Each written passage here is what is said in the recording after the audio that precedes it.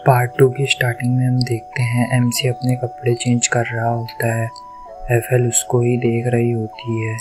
MC उसकी तरफ देखकर बोलता है, तुम मुझे ऐसे क्यों देख रही हो? एफएल उससे बोलती है, तुम भी नॉर्मल कपड़े पहनते हो, मुझे लगा था तुम्हारे पास सिर्फ एक ही कपड़ा होगा। एमसी मन में सोचता है, इसका ब्रेन अजीब है। एफएल सोचती है, ये तो ठरकी है। एफएल उसकी तरफ देख रही होती है, तभी एमसी उसे उठा लेता है। एफएल चिल्लाते हुए कहती है, तुम क्या कर रहे हो? एमसी बोलता है, मैं तुम्हें तुम्हारे घर ले जा रहा हूँ। एफएल बोलती है, क्या घर? मुझे यकीन नहीं हो रहा, आखिरकार मैं घर जा रही हूँ। तभी हमारे एमसी को कुछ एहसास होता है। वह अपने छोटे भाई चुन को आवाज़ लगाता है।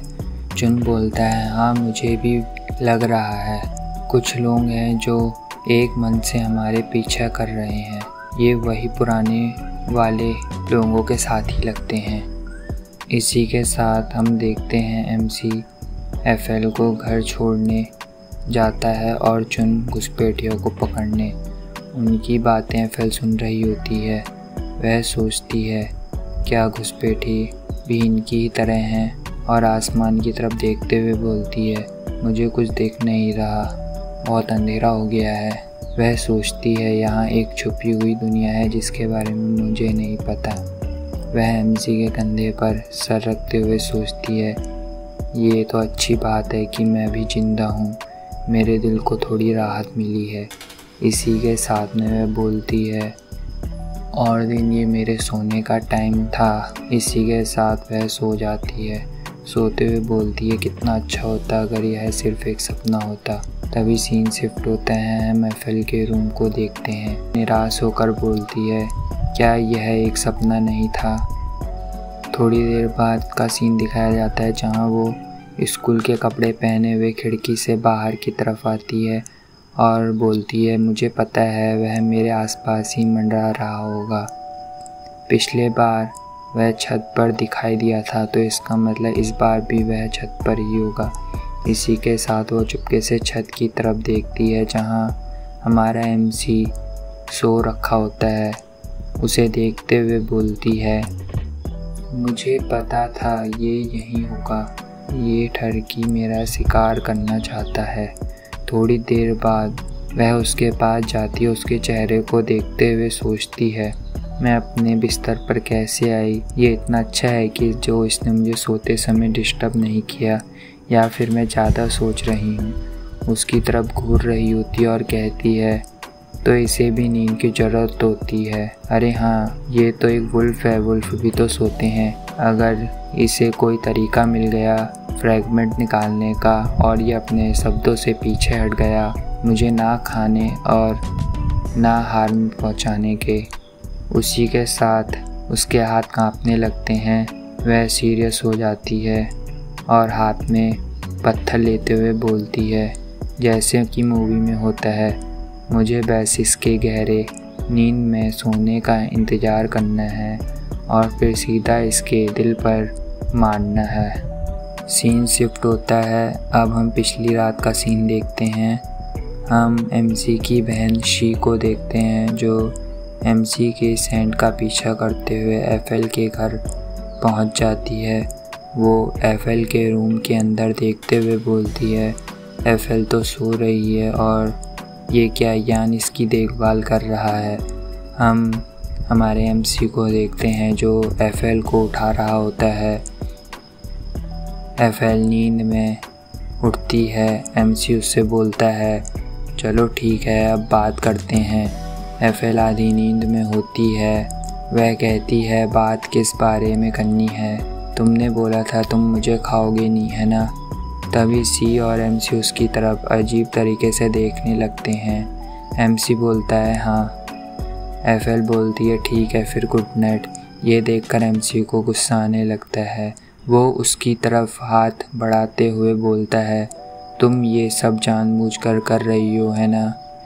उसकी बहन उसे शांत कराते हुए बोलती है, शांत हो जाओ, हमें अभी इसकी ज़रूरत है।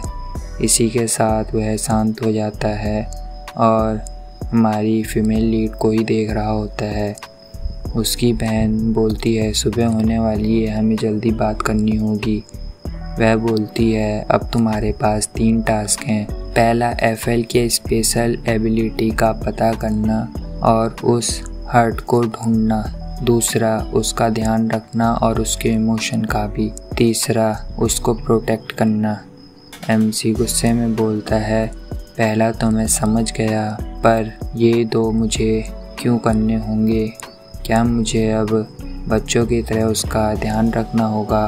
उसकी बहन कहती है वो 17 ईयर की है, क्या तुम्हें इसमें कोई प्रॉब्लम है? वह कहती है मुझे आश्चर्य है कि वो हमारे साथ कैसे इन्वॉल्व हो गई। दूसरा जो फ्रैगमेंट तुम्हारा पार्ट था वो भी उसने एब्सॉर्ब कर लिया। फ्रैगमेंट ने उसको चुना पर साथ में तुम्हें भी चुना, तो यह टास्क तुम्हारा है, तुम्हें ही करना होगा। एमसी बोलता है मुझे लगा था गेट कीपर को ढूंढना सबसे कठिन टास्क होगा, पर यह तो उससे भी मुसीबतों भरा टास्क है। तभी उसकी बहन कहती है तुम अभी भी इंसानों से नफरत करते हो, है ना? हमारा एमसी बोलता है मैं तुम्हारी तरह नहीं हूँ। वह अपने हाथ में माला पकड़े हुए होती है। तभी एमसी उससे कहता है तुमने उसके फ्यूचर में क्या देखा था?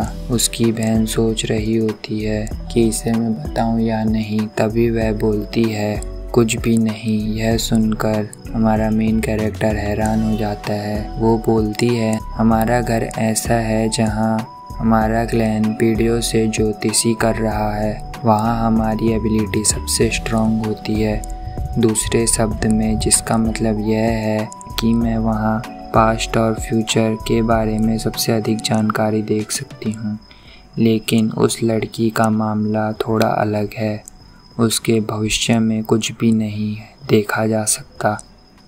एक इंसान जिसका कोई फ्यूचर नहीं है, इसका एक ही मतलब है डेथ। एमसी सोचता है अगर सीधी है ये तो अच्छा है, शायद इसने मुझे नहीं देखा। हमारा मेन कैरेक्टर बैठकर मन में बोलता है मैंने सब कुछ देख लिया। एमसी उसका हाथ पकड़ता है और अपने दिल में लगाता है और कहता है क्या तुम महसूस कर सकती हो यहाँ कुछ भी नहीं धड़क रहा, जिसका मतलब हमारे पास कोई दिल नहीं है। यूं इंसानों का ये मेथड हमें मारने का हम पर वर्क नहीं करेगा, समझ गई? तभी एफएल अपना हाथ धीरे से साइड करती है और उसके स्किन को छूने लगती है। ये देखकर हमारा एमसी उससे अपना हाथ दूर हटाते हुए बोलता है क्या कर रही हो तुम? एफएल उससे कहती है अगर तुम्हारे पास ब्लड पंप करने के लिए दिल नहीं है तो तुम्हारी स्किन का कलर इतना अच्छा कैसे है? तुम्हारे पास सफ़ेद स्किन होनी चाहिए एक मरे इंसान की तरह। क्या तुम कोई स्किन क्रीम लगाते हो? ये सुनकर एमसी चुप हो जाता है और हंसते हुए बोलता है तुम इस सिचुएशन में भी ऐसे क्वेश्चन पूछ रही हो? तुम हमेशा मुझे कोई ना कोई रास्ता दिखाई देती हो अपनी पागलपंती से सरप्राइज़ करने का। तभी एफएल सीरियस होकर बोलती है क्या तुम एक भूत हो, इसीलिए तुम मेरे से चिपके रहते हो? एमसी उससे कहता है मैं कोई भूत नहीं हूँ, मैं तुम्हारे साथ इसलिए हूँ क्योंकि कुछ ऐसा है जिसमें हमें तुम्हारी मदद चाहिए। हम बस उम्मीद कर रहे हैं कि तुम उसके बारे में पता लगा सको। फीमेल कैरेक्टर को कुछ समझ नहीं आता। वो बोलती है तुम इंसान को डराते हुए उससे मदद कैसे मांग सकते हो? किसी ने आज तक ऐसी मदद नहीं मांगी। एफएल बोलती है मैं तुम्हारे वर्ल्ड में इन्वॉल्व नहीं होना चाहती, मुझे लगता है यह खतरनाक होगा। मेरी अपनी भी ज़िंदगी है, क्या होगा अगर मैं ये ना करना चाहूँ? तभी हमारा एमसी उससे कहता है तुम अपनी जिम्मेदारी से पीछे नहीं हट सकती, फ्रैगमेंट ने तुम्हें चुना है। एफएल बोलती है तो मुझे ये करना ही पड़ेगा। वैसे ये फ्रैगमेंट है क्या चीज़? तभी एमसी उसकी तरफ घूरने लगता है और सोचता है पक्का ये कुछ गड़बड़ करने की सोच रही है। पता नहीं अब किस तरह का आइडिया इसके दिमाग में आ रहा है। एमसी उससे कहता है कैसा रहेगा अगर मैं तुम्हारी कोई विश पूरी कर दूं? क्या कोई ऐसी चीज़ है जिसमें तुम्हें मेरी मदद चाहिए? मैं तुम्हारी हेल्प कर देता हूँ, इसके बदले तुम मेरी हेल्प कर देना। तुम इंसान इसी को डील कहते हो, है ना? एफएल थोड़ा सोचती है और बोलती है, रुको, पर तुम मेरे साथ डील क्यों कर रहे हो? और मन में सोचती है, लास्ट टाइम भी इसने ऐसे ही किया था, बोला था मेरे साथ कोऑपरेट करो और बाद में मुझे किडनैप कर लिया। मैं इस पर ट्रस्ट नहीं कर सकती। तभी एमसी उससे बोलता है, मैं तुम्हें 3 सेकंड का टाइम देता हूँ, या तो तुम अपनी विश बताओ या तो मैं तुम्हें किडनैप कर लेता हूँ। ये बात सुनकर एफएल घबराने लगती है। हमारा एमसी गिनती गिनने लगता है 1 2 3। तभी एफएल जल्दी बोलती है, मैं विश मांगती हूँ। एमसी बोलता है, ये सही चॉइस की। एमसी कहता है, तो तुम क्या चाहती हो? एफएल सोचती है, इस कमीने को मेरी विश पूरी करने का इतना ही शौक़ है ना?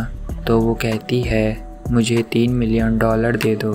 ये सुनकर एमसी बोलता है, इसे छोड़कर तुम कुछ और बोलो।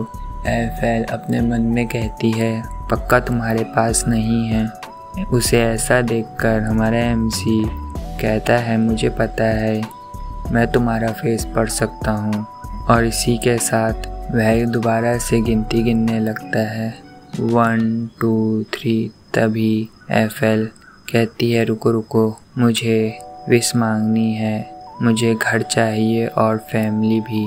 तभी एमसी उसके घर की तरफ देखते हुए कहता है, क्या ये तुम्हारा घर नहीं है या फिर तुम्हारे पेरेंट तुम्हें अच्छा ट्रीट नहीं करते? वो कहती है, नहीं नहीं, वो तो अच्छे हैं। तो हमारा एमसी कहता है, तो तुम ऐसी विश क्यों मांग रही हो? वो कहती है, मेरे दिमाग में कुछ आ नहीं रहा था तो मैंने बस ऐसे ही कह दिया।